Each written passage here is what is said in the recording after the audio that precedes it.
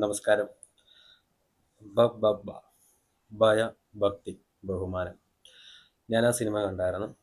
എൻ്റെ ഇതിൽ എനിക്ക് ഇഷ്ടപ്പെട്ട ഒരു സിനിമയാണ് ബ ബ ബ.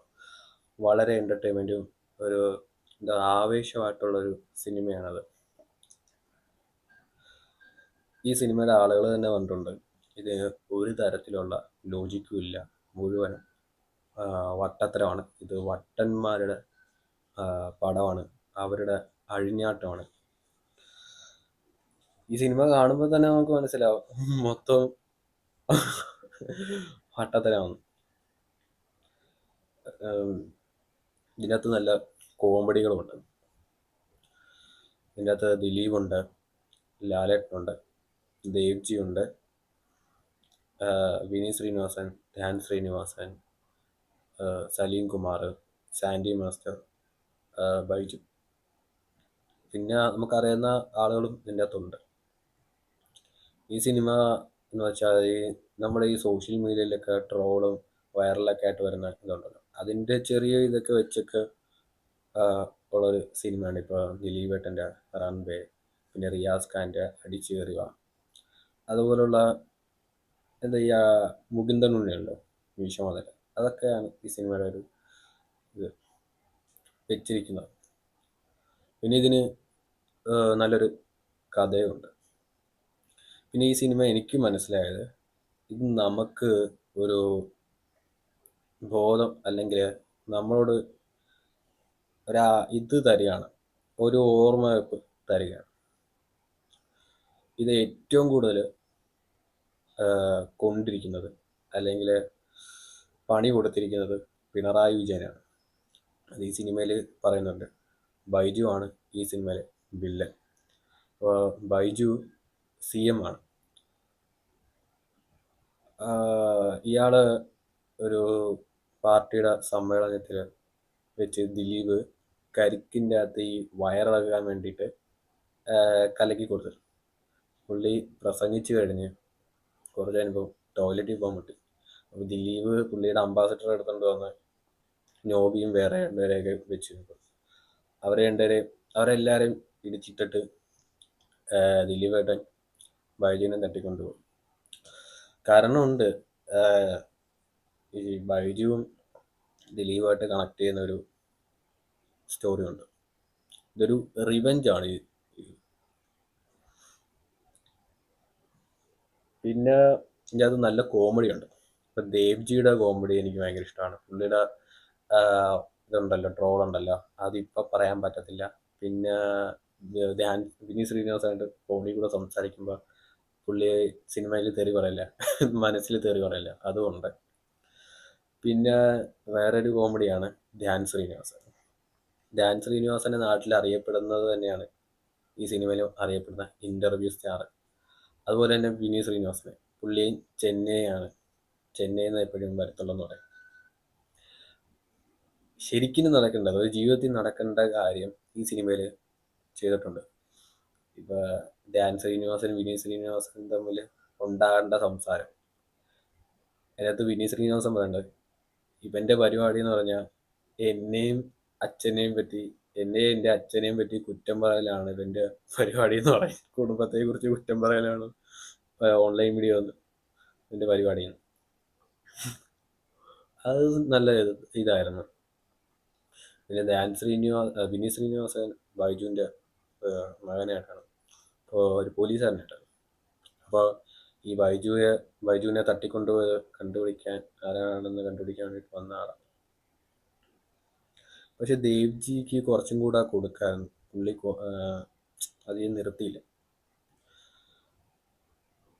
ഇപ്പം ദിലീപേട്ടന് ആ സമയം തൊട്ട് തന്നെ ഒരു വട്ടനായി മാറി.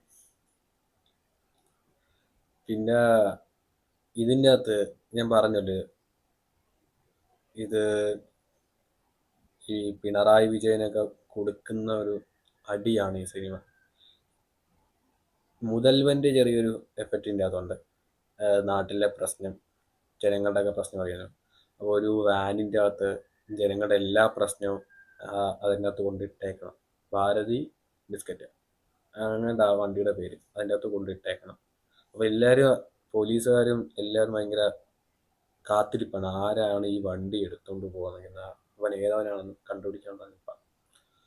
അപ്പോൾ ആ സമയത്ത് ഈ ഡ്രെയിനേജിൻ്റെ വെള്ളം തുറന്ന ആളുകളൊക്കെ ഓടിക്കാനും പോലീസുകാരൊക്കെ ഓടിക്കാനൊക്കെ അവിടെ വെച്ച് ഈ റൺവേക്കകത്ത് മറ്റേ ആ ലോറിയൊക്കെ വരുമ്പോൾ ഈ ജീപ്പ് ഇങ്ങനെ മുന്നോട്ടില്ല, ആ ഒരു രീതിയിൽ ഇതിൻ്റെ അകത്ത് എടുത്തിട്ടുണ്ട്. അവിടെ നിന്ന് തുടങ്ങുക ഈ ദിലീപും 30 വണ്ടി പോലീസുകാർ, 30 പോലീസുകാർ. പിന്നെ ഈ സാൻഡി എന്ന് പറഞ്ഞ ആള് പോലീസാണ്, പക്ഷെ അയാൾ ദിലീപിൻ്റെ ആളാണ്. അങ്ങനെ അവിടെ ഒരു പൂരപ്പുറമ്പാക്കി മാറ്റി ആ ഫൈറ്റ്. അവിടെ ഈ സോന സോന പാട്ടും പിന്നെ റിയാസ് ഖാൻ ഈ ഡി ജെയുടെ ആളാണ്. പുള്ളി ഡി ജെ സെറ്റും പിന്നെ ചൈനീസ് റോക്കറ്റൊക്കെ വിട്ട് പോലീസുകാരെ ആകെ ഭ്രാന്ത് പിടിപ്പിച്ച് മൊത്തം അടി പൊളിയായിരുന്നു. അത് നല്ല ഫൈറ്റായിരുന്നു. പിന്നെ ബൈജുവിനെ ഏതൊരു ഉള്ളിലോട്ട് ഈ മല അവിടെ ആയിട്ട് കൊണ്ടുപോയി. അപ്പോൾ അയാൾ ഈ പിള്ളേർ ഈ കഥ പറയലാണ് ഈ സിനിമ. അങ്ങനെയാണ് നീ എങ്ങനെ ഈ വട്ടനായതിൻ്റെ ഇത് ബൈജു ചോദിച്ചു. ഇയാള് ഈ മറ്റ് ദിലീപ് പണ്ട് ആളുകളെ ഇടിക്കുകയാണ്, എന്നുവെച്ചാൽ ദേഷ്യത്തിൽ ഇടിച്ച് എന്താ പറയുക, ഈ ഭ്രാന്തന്മാരെ പോലെ പെരുമാറും. അങ്ങനെയാണ് ഇയാൾ ഭ്രാന്താശുപത്രിയിലിട്ട് പോകുന്നത്. ഒരു കൊച്ചിന് ഒരാൾ തല്ലിയപ്പോൾ 100 രൂപ കൊടുത്താൽ അയാളെ ഇടിക്കാന്ന് പറഞ്ഞു. അങ്ങനെ അതോടെ അയാൾ ഭ്രാന്താശുപത്രിയിൽ പോയി 20 വർഷം അവിടെയാണ്. പിന്നെ അയാൾ അവിടെ നിന്ന് ജയിലിൽ ചാടിയാണ് ലാലേട്ടൻ്റെ ദില്ലി യൂണിവേഴ്സിൽ ചെല്ലുന്നത്. അവിടെയാണ് ലാലേട്ടൻ്റെ വരവ്. പുള്ളിയുടെ വരവൊക്കെ നല്ല അടിപൊളിയായിരുന്നു. പുള്ളി ഈ സിനിമ അതിൻ്റെ ഒരു അഡിക്റ്റാണ്. അപ്പോൾ ഈ ലാലേട്ടനും പുള്ളിയുടെ സ്റ്റൈലൊക്കെ സൂപ്പറാണ്. ലാലേട്ടനും ദിലീപുമായിട്ട് എങ്ങനെ ബന്ധമുണ്ടാന്ന് വെച്ചാൽ, ഈ പാണ്ടിപ്പട സിനിമയ്ക്കകത്ത് പ്രകാശ് രാജിനെ ഒരാൾ കുത്തിക്കൊല്ലാൻ വരുമ്പോൾ ദിലീപ് കുതിരപ്പുറത്തൊന്ന് രക്ഷിക്കുമല്ലോ, അതേപോലെ തന്നെയാണ് ലാലേട്ടനെ കുത്താനായിട്ട് വരുമ്പോൾ കൈ പിടിച്ച് തിരിച്ച് ഇങ്ങനെ മലർത്തി അടിക്കും. അപ്പോൾ അത് കണ്ടപ്പോൾ ലാലേട്ടൻ ഇഷ്ടപ്പെട്ടു, ഇമ്പ്രസ്സായി. അങ്ങനെ പുള്ളിയെ തമ്പിയായി പുള്ളിയുടെ ആ യൂണിവേഴ്സിലേക്ക് സ്വാഗതം ചെയ്തു. അത് കഴിഞ്ഞ് പുള്ളി മുണ്ടൊക്കെ കൊടുത്ത് മറ്റേ പാട്ട് തുടങ്ങാൻ കഴിഞ്ഞാട്ടോ. യൂട്യൂബിൽ അതിന് നല്ല നെഗറ്റീവ് ഉണ്ടായിരുന്നു, പക്ഷേ തിയേറ്ററിൽ നല്ല ഇതായിരുന്നു. പുള്ളിയുടെ മറ്റേ ഒന്നാമൻ സിനിമയിലെ ആ വൈറൽ ഡാൻസ് ഉള്ള കഴിഞ്ഞ അതൊക്കെ പുള്ളി ഭംഗിയായിട്ട് ലാലേട്ടൻ നന്നായിട്ട് ഡാൻസ് ഒക്കെ ചെയ്തു. പുള്ളി ഇടയ്ക്ക് വെച്ചൊരു പണി ചെയ്തു, ഒരു കത്ത് എഴുതി വെച്ച് മുങ്ങി. പുള്ളി പറയുന്നത് എല്ലായിടത്ത് ചെന്നാലും ഭയങ്കര ഫാൻസും ഇഷ്ടക്കാരൊക്കെയാണ്. പുള്ളി ഈ സിനിമ ഇതിൻ്റെ ആളാണ്. അപ്പോൾ ഈ സിനിമ ഫേമസ് ആയിട്ടുള്ള സിനിമയിൽ ട്രെൻഡിങ് ആയിട്ടുള്ള കാറുകളുണ്ടല്ലോ, അതൊക്കെ പുള്ളിയുടെ സ്വന്തമാണ്. CID മൂസയിലെ കാറ്, പിന്നെ ഓട്ടോയിലെ ഓട്ടോ, രാജമാണിക്യത്തിലെ ബെൻസ്, പിന്നെ ഈ പയ്യ എന്ന് പറയുന്ന സിനിമയിലെ ആ കാറുണ്ടല്ലോ, പിന്നെ ഗില്ലിലെ ജിപ്സി, ഇതൊക്കെ പുള്ളിയുടെ സ്വന്തമാണ്. അപ്പോൾ ഈ ജിപ്സിയുടെ ഇത് പറയും, ഗില്ലി ഷൂട്ട് ചെയ്യുന്ന ആളുകൾ ഈ വണ്ടി കണ്ട് ഇഷ്ടപ്പെട്ട് പുള്ളിയോട് ചോദിച്ച്, പുള്ളി കൊടുത്തില്ല. അപ്പം വിജയ് പുള്ളിയെ ഫോൺ ചെയ്ത് വിളിച്ച് അങ്ങനെ വണ്ടി കൊടുത്ത്, അതോടെ ലാലേട്ടൻ വിജയ് ഫാനായി. പുള്ളിയുടെ ആ സംസാരവും പെരുമാറ്റവും ഒക്കെ കണ്ട് പുള്ളി വിജയ് ഫാനായി, വണ്ടിയും കൊടുത്ത് ആ പടം ബ്ലോക്ക് ബസ്റ്ററായി. വിജയ് വലിയ ആളുമായി. ആ പുള്ളി കത്ത് എഴുതി വെച്ച് പുള്ളിയെ പല നാട്ടിലും പല പേരിൽ അറിയപ്പെടുന്നത്. കേരളത്തിൽ ബാലേട്ടൻ, ആന്ധ്രയിൽ ബാലയ്യ. ബാലയ്യ എന്ന് കേട്ടപ്പോൾ ഞാൻ ചിരിച്ചു. അപ്പോൾ പുള്ളി പോയി കഴിഞ്ഞപ്പോൾ എനിക്ക് ഇതായിപ്പോയി, ഇതെന്താ ഇത്ര കൊള്ളാം, പിന്നെ ഫൈറ്റൊക്കെ ഉണ്ടാവുന്നതാണ് ഞാൻ വിചാരിച്ചത് ട്രെയിലറിൻ്റെ കണ്ടപ്പോൾ. പിന്നെ ദിലീപിന് അതിൻ്റെ അകത്തൊരു പാളിച്ച പറ്റി. പിന്നെ വിനീത് ശ്രീനിവാസൻ അങ്ങ് ദിലീപിൻ്റെ എല്ലാ ആളുകളെയും പൊക്കാൻ തുടങ്ങി. ദിലീപ് എന്ത് ചെയ്യണം എന്നുള്ളൊരു വല്ലാത്തൊരു അവസ്ഥയിലായിപ്പോയി.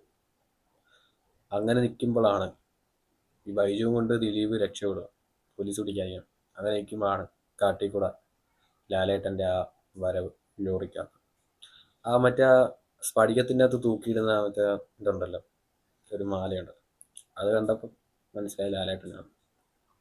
പിന്നെ അവിടെ ലാലേട്ടനും പോലീസുകാരും തമ്മിലുള്ള ഫൈറ്റും ഉണ്ട്. പിന്നെ വെടിവെപ്പൊക്കെ ഉണ്ട്. അതൊക്കെ നല്ല സൂപ്പറായിരുന്നു. പുള്ളി അതൊരു ഒരു വൈബില്ലാതെ അങ്ങ് എൻജോയ് ചെയ്ത് പുള്ളി ആ ഫൈറ്റ്.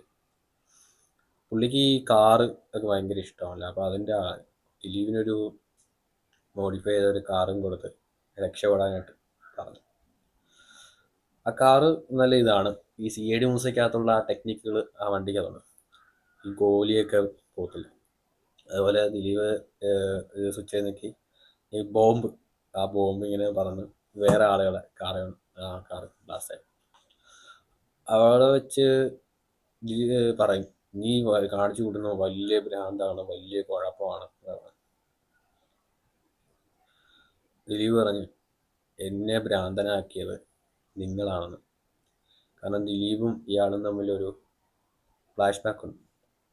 ദിലീപിൻ്റെ അമ്മ എന്നിട്ട് മരിക്കുമ്പോൾ ഈ ബൈജു വന്ന് റീത്ത് വയ്ക്കും. എന്നിട്ട് മാറി നിന്നിട്ട് ഇവരെ പറ്റിയൊരു നെഗറ്റീവായിട്ട് പറയും. അത് ദിലീപ് അത് കേൾക്കും.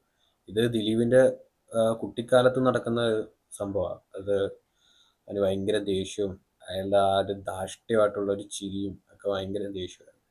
പിന്നെ ഈ ബൈജു ഇലക്ഷനിൽ നിന്ന് ജയിച്ച് ഈ റോഡിൽ ആഹ്ലാദ പ്രകടനം. അപ്പോഴേ ഈ ദിലീപിൻ്റെ അച്ഛന് നെഞ്ചുവേദനയാണെന്ന് വന്ന് ഹോസ്പിറ്റലിലോട്ട് പോകുന്ന സമയത്ത് ഇയാളുടെ ആളും ബ്ലോക്കൊക്കെ ആയതുകൊണ്ട് പോകാൻ പറ്റില്ല. ദിലീപ് പറഞ്ഞ് വണ്ടി മാറ്റാൻ വയ്യാന്ന് പറഞ്ഞു. അയാൾ ആ വണ്ടി വെച്ച് മരിക്കുകയും അപ്പോഴും അയാളുടെ ആ ഒരു ധാർഷ്ട്യമായിട്ടുള്ള ചിരി അത് അയാളുടെ മനസ്സിൽ വലിയൊരു വൈരാഗ്യമായി അയാളെ ഒരു വലിയൊരു സൈക്കോ ആക്കി മാറ്റി. ഞാൻ കരുതി അതിൻ്റെ അകത്ത് ബൈജുവിനെ കൊല്ലുന്ന, പക്ഷെ അത് ചെയ്തില്ല. പകരം അത് ജനങ്ങൾക്ക് വിട്ടുകൊടുത്ത് ജനങ്ങൾ കല്ലെറിയുകയും പോവുകയും ചെയ്തു. അതിൻ്റെ അത് ദിലീപിൻ്റെ ഒരു ആഗ്രഹമായിരുന്നു, എങ്ങനെയെങ്കിലും ഇയാളുടെ ചിരി നിർത്തലാക്കണം. എനിക്കിത് കണ്ടപ്പോൾ മനസ്സിലായത് ഇത് പിണറായിക്കിട്ടുള്ളൊരു അടിയാണ്. കാരണം അയാളുടെ അതേ സ്വഭാവമാണ്, ക്യാരക്ടറാണ് ബൈജുവിൻ്റെ അത് ചെയ്തിരിക്കുന്ന. ജനങ്ങളോടുള്ള ധാർഷ്ട്യമായിട്ടുള്ള ചിരിയും അവരായിട്ടുള്ള എന്താ പറയുക അഴിമതികളും പിന്നെ അവരോടുള്ള ഒരു ഇതുണ്ടല്ലോ, പെരുമാറ്റം, ജനങ്ങളെ കഷ്ടപ്പെടുന്നത്. അതിൻ്റെ അകത്ത് പറയും, നിങ്ങളെപ്പോലുള്ള ആളുകളാണ് ജനങ്ങളെ ഭ്രാന്തന്മാരാക്കുന്നത്. ഈ പഴയ ശങ്കർ മൂവി മുതൽവൻ ആ ഒരു സ്റ്റൈലും ഉണ്ടായിരുന്നു. പക്ഷെ അത് എനിക്ക് തോന്നുന്നു നമ്മൾ പബ്ലിക്കിൽ തന്ന ഒരു ഇതാണ്, ഒരു അവയർനെസ് ആണ്. കാരണം മനസ്സിലായി പ്രതിപക്ഷം പറയുന്ന ഭരണമാറ്റത്തിനുള്ള സാധ്യതയാണ്.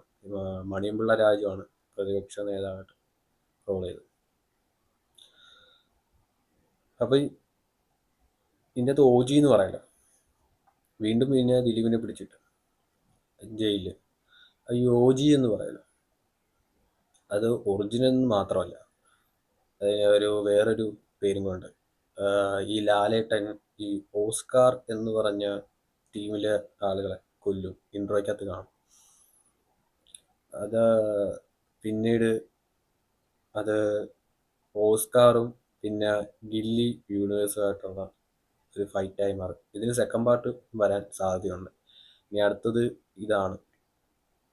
അതുപോലെ തന്നെ വിനീത് ശ്രീനിവാസനും ദിലീപുമായിട്ട് എന്തോ ഒരു ഫൈറ്റിൻ്റെ ഒരു ഇത് കാണിച്ച് അത് സെക്കൻഡ് പാർട്ടിലുള്ളതായിരിക്കും. ഏതായാലും ഈ സിനിമ എനിക്ക് ഒരുപാട് ഇഷ്ടപ്പെട്ടു.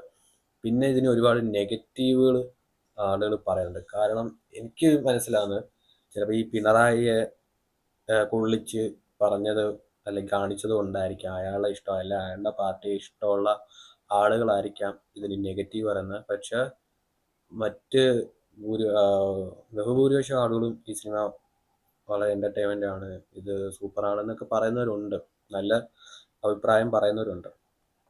പിന്നെ നമുക്കിങ്ങനെ ഒരു സിനിമ വേണമല്ലോ. ഇത് ഇപ്പോൾ സോങ് ഒക്കെ മേക്ക് ചെയ്ത് കണ്ട തമിഴ് ലിയോ പോലെയാണ്. നമുക്ക് പിന്നെ അങ്ങനെ ഒരു മൂവി വേണമല്ലോ. സാധാരണ അങ്ങനെ മൂവികളൊക്കെ വളരെ കുറവാണ്. അപ്പം ഇത് എനിക്ക് തോന്നുന്നു ഇത് ഒട്ടുമിക്ക ആളുകൾക്കും ഇഷ്ടപ്പെടും. കാരണം ഇതിൽ വെറുപ്പിക്കലില്ല ഈ സിനിമയിൽ. ലാഗൊന്നുമില്ല. പിന്നെ പറയുന്നുണ്ട് ഇതിന് ലോജിക്കൊന്നുമില്ല. ഇതൊരു എന്താ പറയുക, വട്ടത്തരം. നമുക്ക് ഒരു ഉത്സവം പോലെ ആഘോഷിക്കാം തിയേറ്ററിൽ ഈ സിനിമ.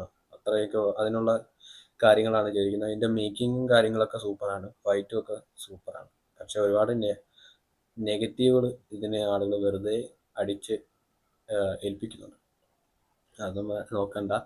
നമുക്ക് നമ്മുടേതായിട്ടുള്ള അഭിപ്രായങ്ങളുണ്ടല്ലോ, അതിൽ നമ്മൾ വിശ്വസിക്കാം. അപ്പോൾ ഇനി ഞാൻ കൂടുതൽ പറഞ്ഞ് കുളവാക്കുന്നൊന്നുമില്ല. അപ്പോൾ നിങ്ങൾക്ക് ഞാൻ പറഞ്ഞത് ഇഷ്ടപ്പെട്ടു അല്ല മനസ്സിലായെന്ന് വിശ്വസിക്കുകയാണ്. അപ്പം പിന്നെ കാണാം. ബായ്.